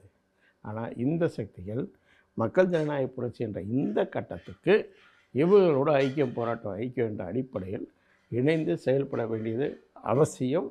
இந்த நீரோட்டங்களின் பங்களிப்பை அங்கீகரிப்பது அவசியம். அம்பேத்கர் பெரியாரின் பங்குகள் மட்டும் இல்லை, இங்கே அயோத்திதாச பண்டிதர், வாவு சிதம்பரனார், அது இல்லாமல் இங்கே சிங்காரவேலரே மறந்துட்டாங்க. எல்லாருக்கும் மேலே சிங்காரவேலர். அவர் அன்றைக்கே சொல்லிட்டார், மதம் வர்க்கம் சாதி இது மூணை ஒழிக்கணுன்றது தான் எங்களுடைய கொள்கைனே தெளிவாக அன்றைக்கி வச்சார். தொழிலாளர் விவசாயிகள் கட்சின்னு சிறப்பான வடிவத்தை அவர் முன் வச்சார். அதை தான் பின்னாடி தேடை இன்டர்நேஷ்னல் வந்து 15 வருஷம் கழித்து இதே இந்திய கம்யூனிஸ்ட் கட்சிக்கு வழிகாட்டினாங்க. அப்போ சிங்காரவேலரே இவங்க மறந்துட்டாங்க. அப்புறம் வந்து என்ன வந்து இவங்ககிட்ட வந்து நம்ம பேச முடியும்? அப்போ இதுதான் விஷயம். அப்போது ஒவ்வொருத்தருடைய பங்களிப்பை வந்து நம்ம வந்து பார்க்க வேண்டிய தேவைகள் இருக்குது. முரணாக்க வேண்டிய அவசியம் கிடையாது. ஆரோக்கியமாக விவாதிக்கலாம், அதில் பிரச்சனையே கிடையாது. ஆரோக்கியமாக விமர்சனப்பூர்வமாக விவாதிக்கலாம். அவங்கக்கிட்ட அணுகுமுறைகள் பிரச்சனை இருக்குது தான். ஆனால் கம்யூனிஸ்டுகள்னு சொல்லிக்கிற உங்ககிட்டயே வந்து அணுகுமுறையும் ஒரு நிலவுடைமைத்தன்மையான விவாத முறையும் இருக்கும்போது நீங்கள் பெரியாரிஸ்ட் அம்பேத்கரிஸ்ட்டுக்கிட்ட என்ன இருக்குன்னு எதிர்பார்க்குறீங்க? அவங்ககிட்டையும் அப்படி தான் இருக்குது, அப்படி தான் இருக்கிறாங்க. அப்படி இல்லைன்னு சொல்லலாம் முடியாது. அதுலேயும் பல வந்து திசைவுகள் அதில் இருக்குது. பல ஒரு நிலக்கிலாரிய தன்மையினால தான் அவங்களும் செயல்படுறாங்க. ஒரு முன்முடிவுகளோட உள்நோக்கத்தோட செயல்படுறாங்க. ஒரு பரந்த வெளிப்படையான ஒரு இன்னும் முதலாளித்த தன்மைக்கு வரல. அவங்க முதலாளித்த ஜனநாயக கோரிக்கைகள் இருக்குது, அவங்க வரல. எப்படி கம்யூனிஸ்ட்டுகள் இங்கே இருக்கிற கம்யூனிஸ்ட்டுகளே இன்னும் ஜனநாயக பண்புக்கு வரலையோ அப்படி தான் மற்ற அமைப்பை சேர்ந்தவங்க, மற்ற சிந்தனை தடத்தை சேர்ந்தவங்க, பெரியாரிய அம்பேத்கரிய சிந்தனை தடத்தை சேர்ந்தவங்களும் இருக்கிறாங்கன்றதை தான் நம்ம வந்து புரிஞ்சிக்க வேண்டிய அவசியம் இருக்குது. அதனால் நம்ம வந்து அதை வந்து எதிராக நிறுத்த வேண்டிய அவசியம் கிடையாது. அது வந்து நான் ஒரு பண்பாக ஒரு மார்க்சியமாக வந்து எடுத்துக்க வேண்டிய அவசியம் இல்லை. அதே சமயத்தில் ஜனநாயகமாக இந்த ஜனநாயக புரட்சி காலகட்டத்தில் அவர்களை வந்து நம்ம வந்து கட்டாயம் வந்து இணைந்து ஐக்கியம் போராட்டம் ஐக்கியம் என்ற அடிப்படையில் செயல்பட வேண்டிய தேவை இருக்குது அப்படின்றத நான் சொல்லுவேன்.